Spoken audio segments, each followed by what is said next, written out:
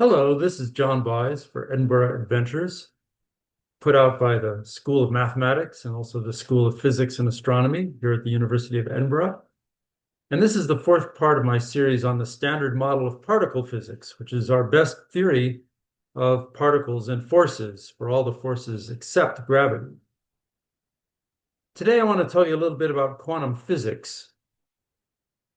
It's important to know a bit to get into the standard model. Of course, it would help to know a lot, but we can get by with just a little bit, or at least a little qubit. In fact, last time I talked to you about qubits, and I described three alternative approaches to describing physical systems. But what's a physical system? Well, that's a pretty vague but important concept. It could be a pendulum that swings back and forth. It could be a ball that can roll around on a table. It could be a molecule. It could be an atom. It could be an electron. It could be a star. It could be a galaxy. Physicists like to study all sorts of things of this sort. And what they do is they make a mathematical model of the system. And the model always describes what are the states of the system. The states are simply the ways it can be. That sounds pretty vague.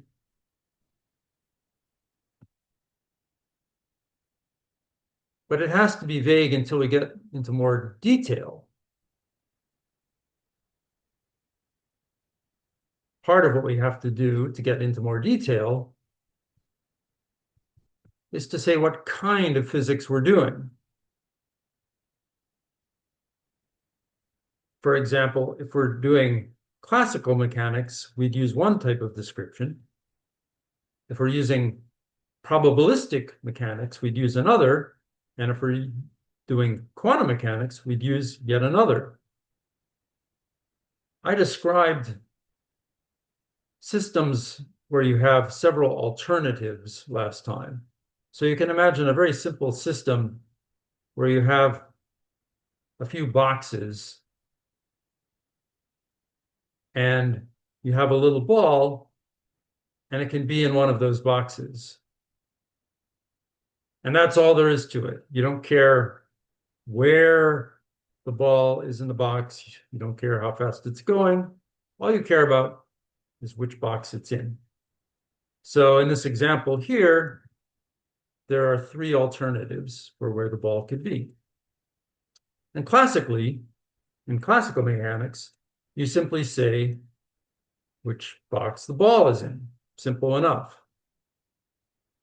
In probabilistic mechanics, or probability theory, people usually call it, you say the probability that the ball is in the first, second, or third box. These probabilities are numbers between 0 and 1. When it's 1, you're certain that the ball is in that box. When it's 0, you're certain it's not in that box. And when it's something in between, it's telling you how likely it is that you'd see the ball in that box. And we demand that these probabilities are numbers between 0 and 1, possibly equal to 0 and 1, and that they add up to 1, so that you're certain that something or other is the case, that it's in this one or this one or this one. Now, in quantum mechanics, which I began to describe last time, we instead give not probabilities, but so-called amplitudes, which are complex numbers, to be in one or the other of the boxes. So these are called amplitudes. And what you do is you take their absolute value and square them to get probabilities. So the probability of being in one or the other box is the absolute value of alpha squared, beta squared, or of gamma squared. And we again require that these probabilities add up to 1. But the key thing that's so different about quantum mechanics is that we're using complex numbers. let me say a little bit more about complex numbers. I said a bit before last time, and I want to just go a little bit further, but not much really at all, in fact. Just want to get by with a bare minimum. So complex numbers are a kind of number that involves the number I, which is a miraculous new number that people invented, that when you square it equals -1. There's no ordinary real number that when you square it equals -1. But mathematicians aren't so easily put off. They invented a number with that property, and it turned out to be extremely useful. Why is it so useful? Well, the ordinary real numbers you can visualize as points on a line. For example, 0 could be here, and then if you go 1 unit of distance over here at the number 1, and then you get 2, and you get -1, and so on. But I, well, I isn't on that line there. I has to be somewhere else, and we can put it 1 unit up if we like. And so that will be I. And so now we're starting to talk about numbers that are points on the plane. So for example, here would be the number 1 plus I. Down here would be the number 2 minus I. Here's the number minus I, so it's going down. And I hope you get the picture. The picture is just that every point in the plane, we can call it by some name that lets us think of it as a complex number.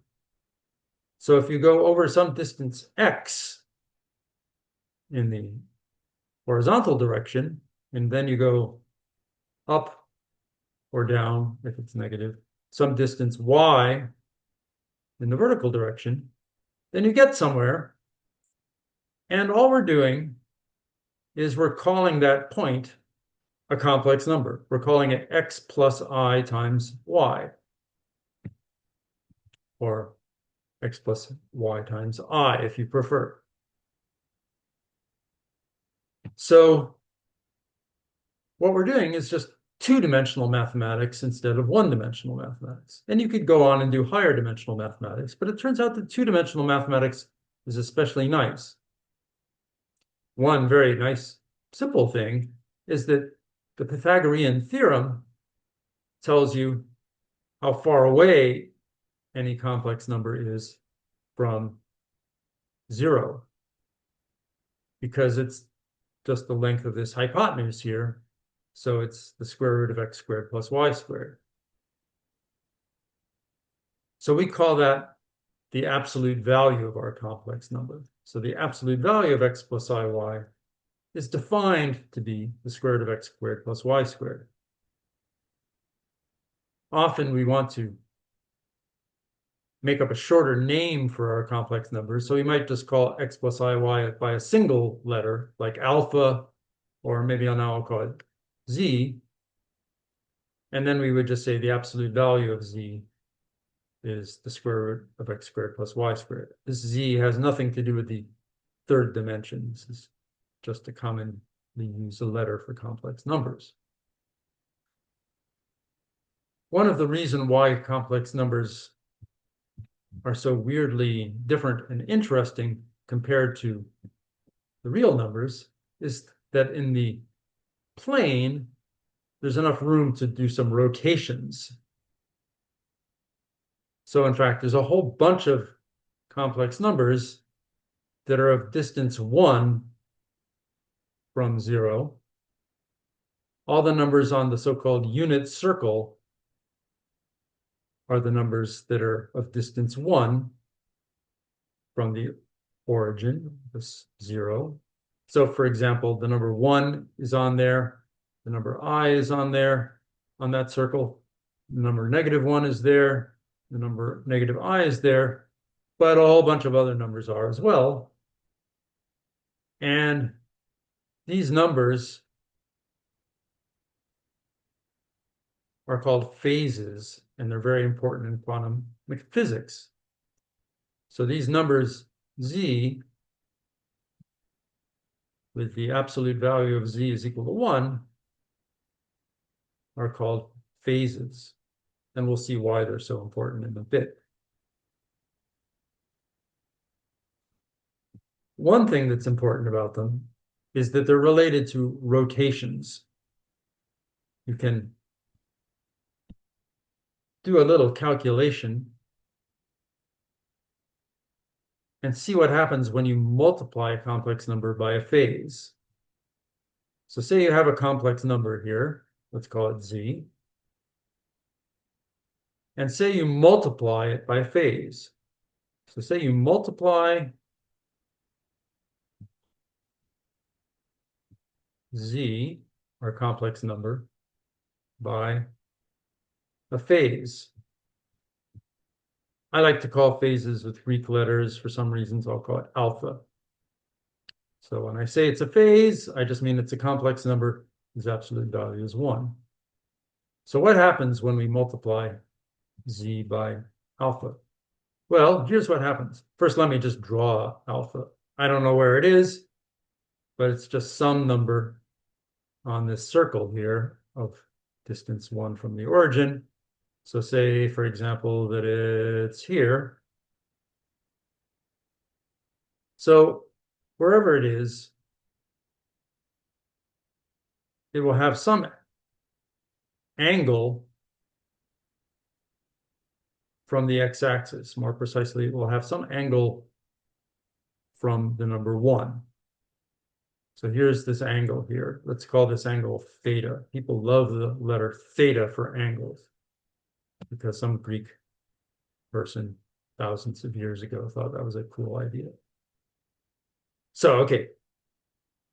So what happens when we multiply z by this phase? Well, here's what happens. We just rotate z by that angle alpha.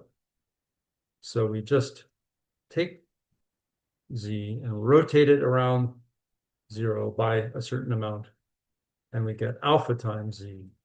And that amount is just whatever it takes for, I'm going to clear up this picture a little bit here because it's getting cluttered. It's just whatever it takes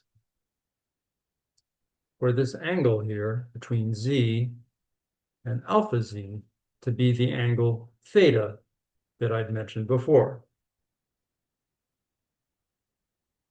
So how do you know that that's true? Well, I think you just got to do some calculations to check that that's true. I don't think I want to do those calculations right now,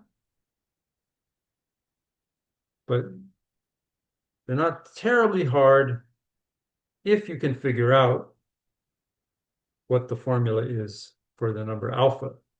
Remember, alpha was just some number. It was a phase. It was an angle theta away from 1. We would need a formula for that. I guess I'll give you the formula. It turns out it's a beautiful formula. It's alpha is cosine of theta plus I sine times theta. That's actually not so hard to guess if you don't know a bit of trig, because if you know a bit of trig, you know that this is basically just the definition of cosine and sine. Because in trig, they're constantly drawing this so-called unit circle. Well, they usually do it a little bit better than that. Forget it. I'll just draw it badly like that. And one of the things you learn is that if you have a point on the unit circle that's an angle theta away from the number 1, which is over here, then the distance across is called cosine of theta. And then the distance up to this point here is called sine of theta.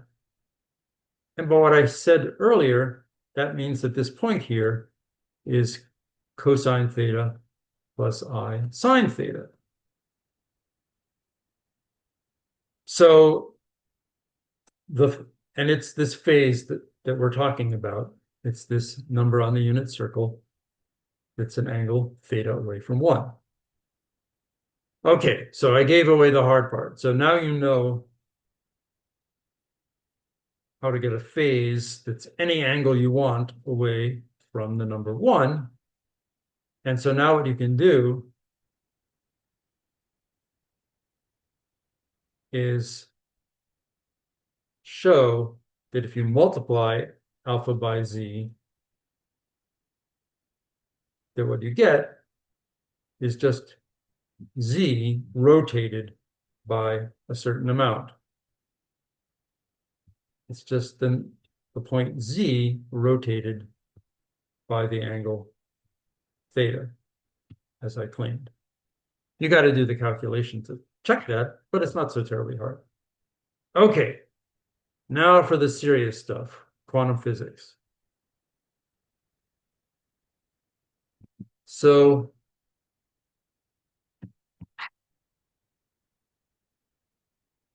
I talked about qubits last time, and qubits are all about pairs of complex numbers.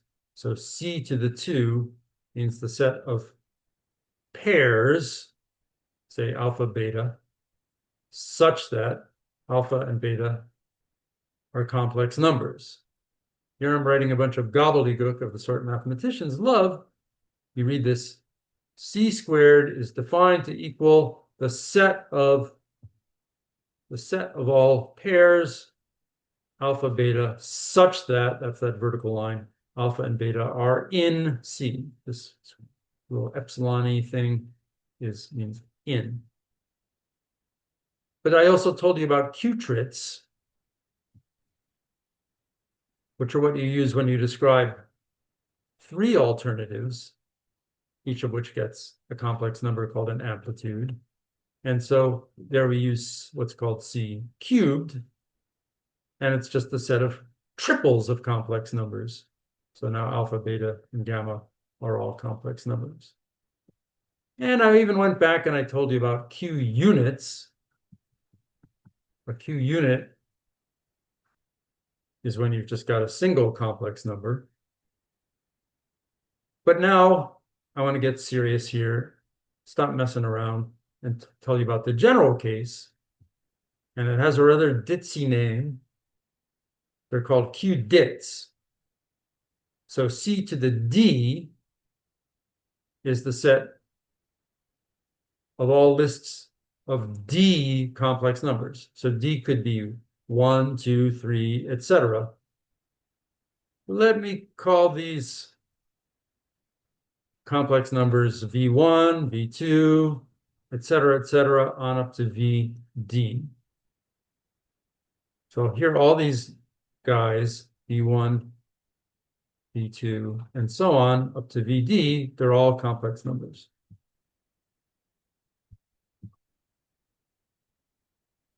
And by the way, I will sometimes abbreviate this big list here of complex numbers simply as V.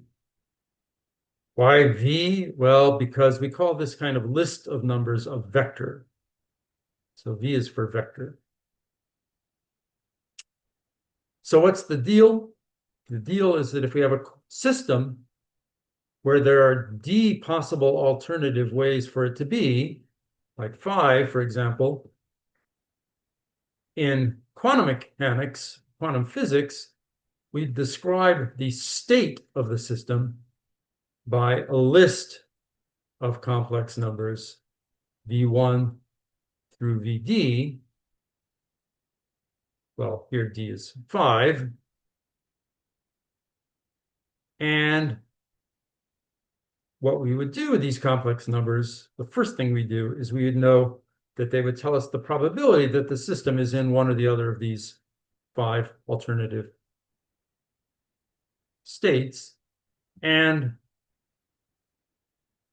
so we calculate these probabilities by taking the absolute value of these numbers, squaring them. And so we want these probabilities to add up to 1, so we would require that this equation here is true. Okay. But now what do we do with these complex numbers? I gave you a little hint about what we do them. We use them to figure out probabilities, but I didn't really tell you the full recipe for how we do that. I've been beating around the bush,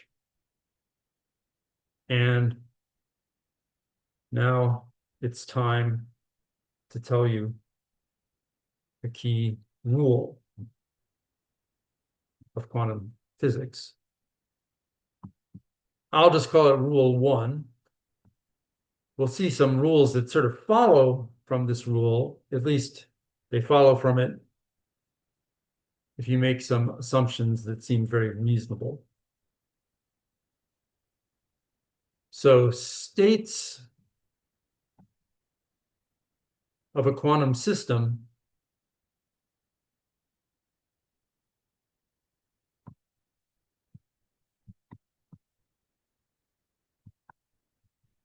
which has d different alternatives, different ways it can be,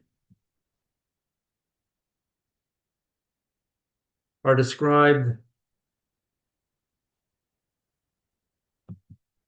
by vectors. I'll call one of them V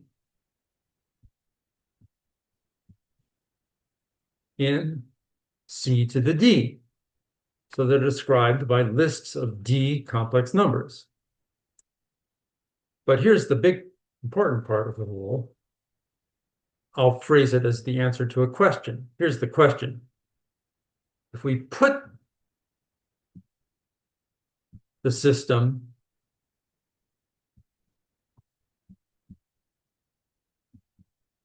in the state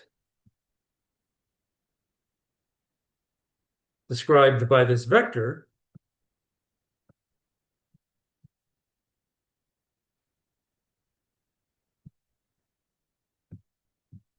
what's the probability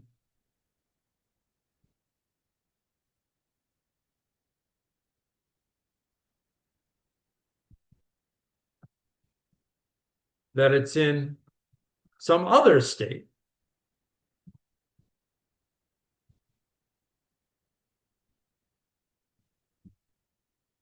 Say the state described by some other vector. Let's say described by the vector W in CD. So some other list of D complex numbers. Okay, I'm about to answer this question, but you have to realize, and maybe you already do, that it's a crazy question because I've just told you the state of the system is described by this vector V, and now I'm asking you, what's the probability that it's in a state described by some other list of complex numbers? That's a weird question. It wouldn't show up in the classical description of physics. In classical physics, if you put the system in a state and you ask what's the probability that it's in some other state, the probability is 0 unless that's the same darn state, in which case the probability is 1. Now, in probabilistic mechanics or probability theory, things already change. And in quantum mechanics, we get probabilities as well. And so I'm just going to tell you the formula for this probability. And here's the formula. So remember, V and W are lists of D complex numbers. So our answer is going to use that. It's the complex conjugate of W1. I'll tell you what that is in a second, times V1, plus the complex conjugate of W2 times V2, plus, and so on, up to the complex conjugate of WD times V to the D. All that stuff, take the absolute value of it and square it.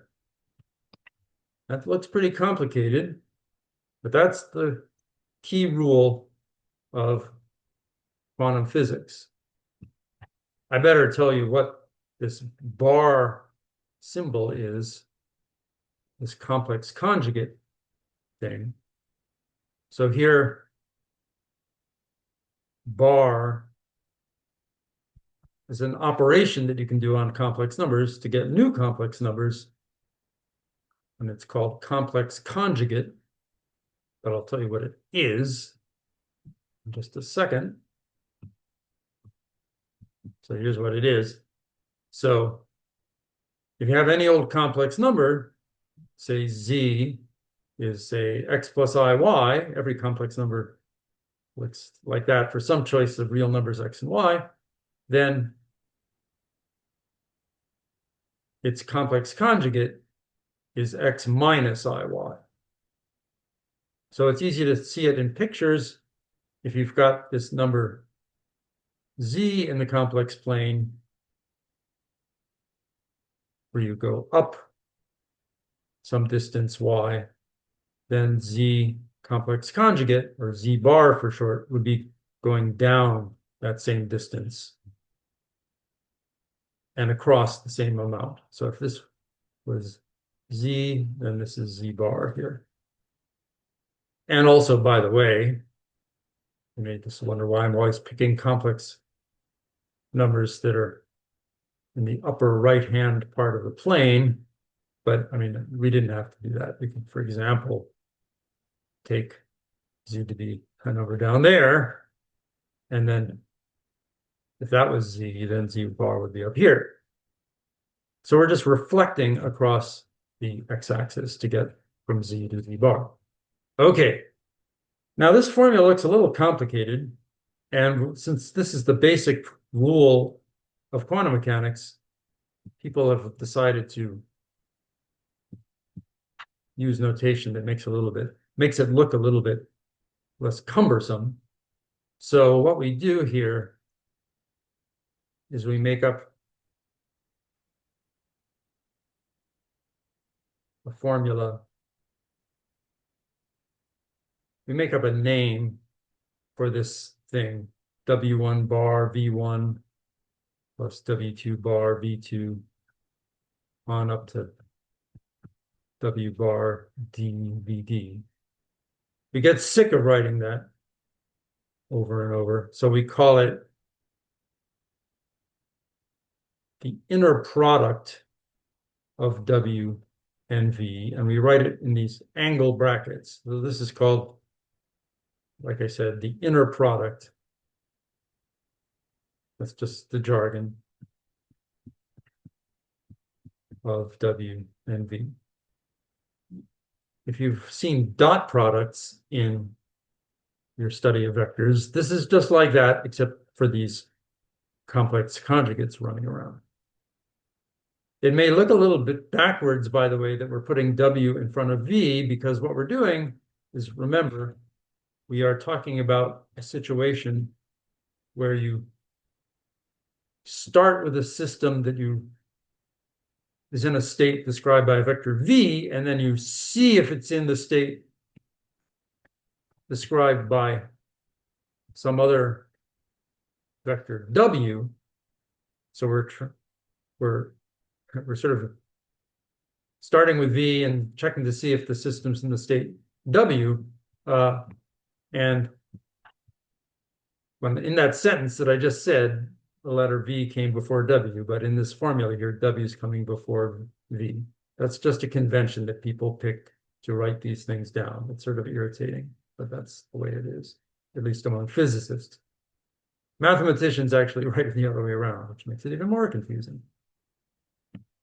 I mean, it's confusing when you have two people with different conventions, that's all I mean. That's the way it is. Life is confusing for all sorts of reasons. Okay. I will just say that people like names for things. So physicists will call this inner product something else. It's called the transition amplitude from the state V to the state W. So the word amplitude is often used for complex numbers.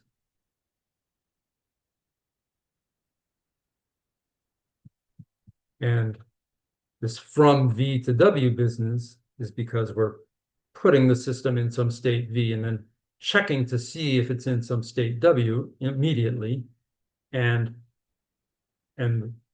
you're getting an answer that's the absolute value of this transition amplitude squared. I should say, by the way, that when we do that absolute value squared to get a probability,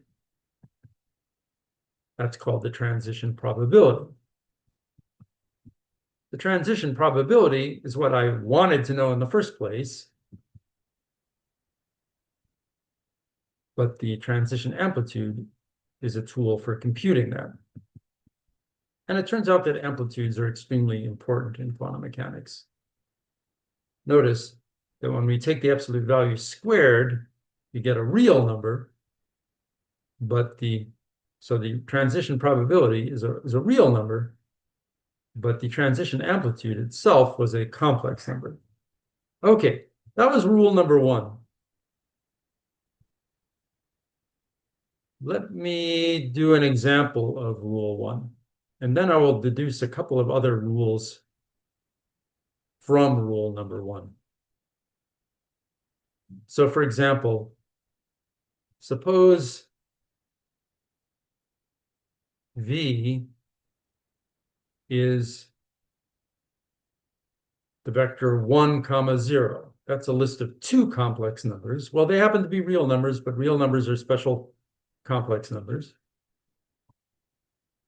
And then say W is 1 over square root of 2 times 1, 1.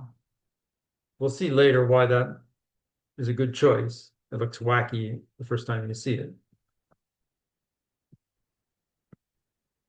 So let's figure out what's the transition probability. In other words, if I put the system, what system? Well, some system described by a single qubit. If I put my system in the state V, and then I check to see if it's in the state W, what's the probability? That the answer is yes. That's this transition probability. Well, it's the absolute value of the inner product of W and V squared, for starters. So that's what we got to work out. Let's work out the transition amplitude first, and then do the rest. So the transition amplitude is just that inner product of W and V. So let's work out that. Okay, so remember what we do here is we take W1 bar times V1 plus W2 bar times V2, and we stop there because we just have a list of two complex numbers here. So what's W1 bar? Let's multiply it out. We get 1 over square root of 2, 1 over square root of 2. I tried to save some writing by not multiplying it out, but now I'm being punished for that. And so I see W1 bar is just the same as W1. It's 1 over square root of 2. V1 is 1. W2 bar is also 1 over square root of 2, but V2 is 0. So we get 1 over square root of 2. Then that's the transition amplitude. So the transition probability we get by taking the absolute value of that thing squared. Well, the absolute value of 1 over square root of 2 is just 1 over square root of 2. So we just get 1 over square root of 2 squared, which is a half. So there's just a 50-50 chance that if you put your system in this state V and then you check to see if it's in the state W, that the answer is yes, it is. So that's an example of how you use this stuff. Now, when we actually try to go ahead and use this some more, we immediately see some consequences of our rules. Namely, for example, suppose we put a system in some state V, and then we check to see if it's in the state V. The probability that it is will be the inner product of V with itself, absolute value squared. But we want that probability to be 1. Quantum mechanics is weird, but it's not completely weird. If you put a system in some state and you check to see if it's in that state, then yes, it is. So this probability had better be 1 for any state.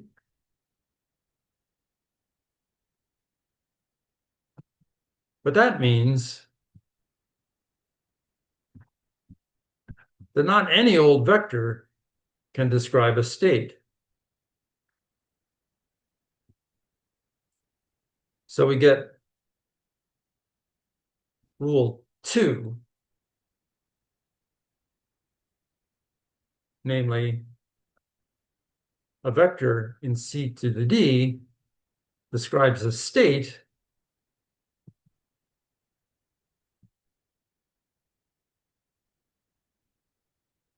if the inner product of that vector with itself is equal to 1. Now you may wonder where I got that from. The probability is just that V inner product itself absolute value squared. But if that quantity is 1, then it has to be that the inner product of V with itself is 1. You can check that that's true. So I will simplify the statement by leaving out the absolute value squared, but it doesn't change the meaning of the statement. And this is true if and only if, in fact, let me just write that.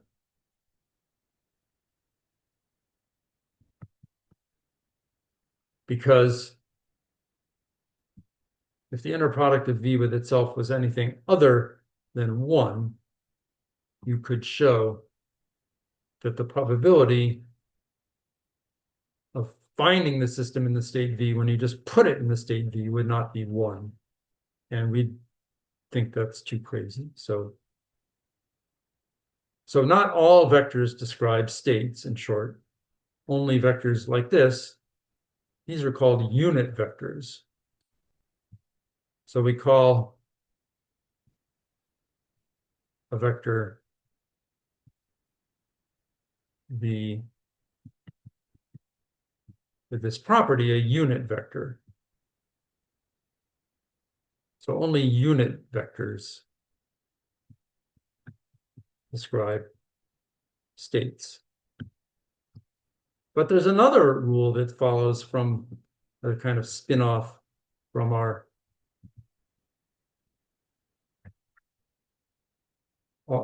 first rule.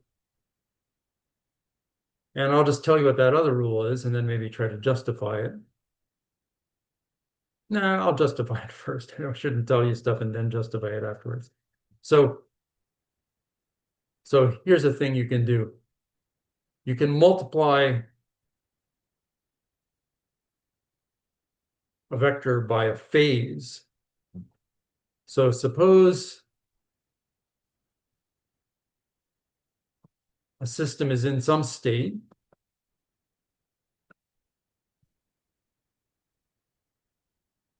Suppose it's in the state described by some vector V.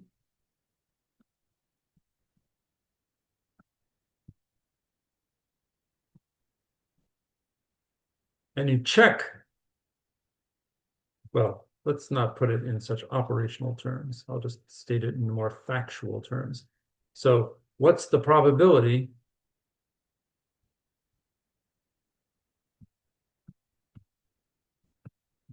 that it's in some other state, namely the state described by the vector alpha v,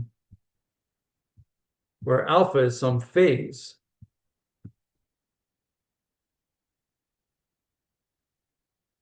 So remember, that means it's a complex number whose absolute value is 1. Well, we can just use our rule number 1 to figure that out. So let's do that. So we take the inner product of v with this new vector alpha v. This is called the transition amplitude, but then we take its absolute value and square it to get a probability. So that's the probability. But we can do a little calculation. We can show that this is the same thing as the absolute value of alpha squared times the absolute value of v inner product v squared. Try doing that calculation to check your knowledge of complex numbers. And then, since alpha is a phase, the absolute value of alpha is 1. So this is just the inner product of v with itself squared. But I had just worked out a little while ago that the inner product of v with itself had better be 1 for it to describe a state. So this works out to equal 1. So the answer is 1. The last step here is by rule 2.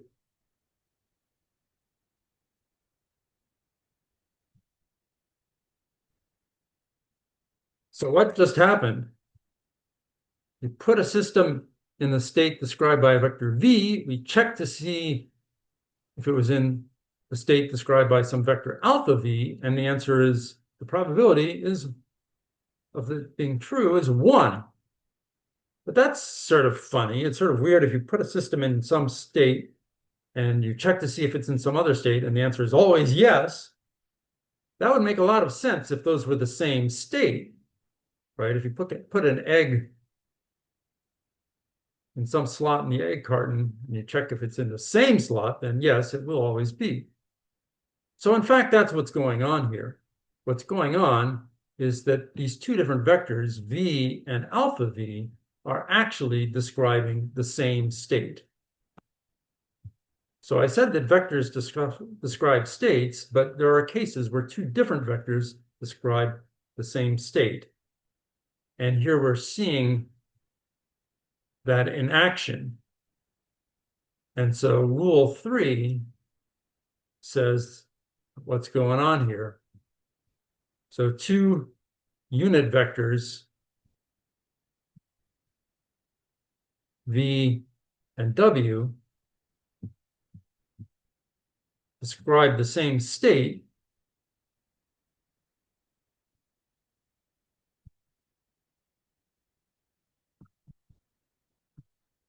if w is alpha times v for some phase alpha. In fact, although I'm not proving it here at all, that's an if and only if.